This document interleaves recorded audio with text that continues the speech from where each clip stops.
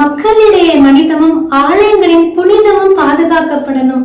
எங்கெல்லாம் கடவுளோட பேரை சொல்லி தப்பு பண்றாங்களோ, மக்களை ஏமாத்தி பக்தியை பணமாக்குறாங்களோ, இந்த ஒவ்வொரு இடங்களையும் இருக்கிற தவறுகளை தட்டி கேட்க ஆரம்பிப்போம். ஆண்டவருக்காக பேச ஆரம்பிப்போம். எப்ப எல்லாம் தவறுகளை தட்டி கேட்கிறோமோ அப்ப தவறுகள் குறைய ஆரம்பிக்கும். எங்க வெளியே மத்தவங்களுக்கு சொல்லிடுவாங்களோ, வெளியே தெரிய ஆரம்பிச்சிருமோ, எக்ஸ்போஸ் பண்ணிடுவாங்களோங்கிற அந்த பயத்திலேயாவது தவறுகள் கண்ட்ரோல் ஆகும். ஆண்டவருக்காக நாம பேச ஆரம்பிப்போம். உலகத்தில் இருக்க எல்லா உயிர்களுமே ஆண்டவரோட அன்புக்கு உட்பட்டதுதான்.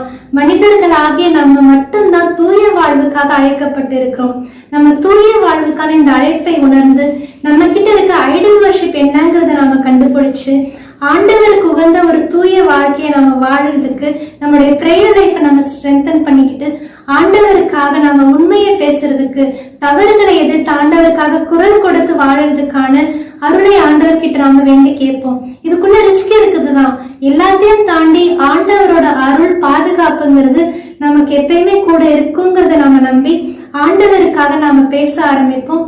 அடுத்து வர சமுதாயத்துக்கு இனி ஒரு நல்ல உலகத்தை நாம உருவாக்கி அமைச்சு வைப்போம்.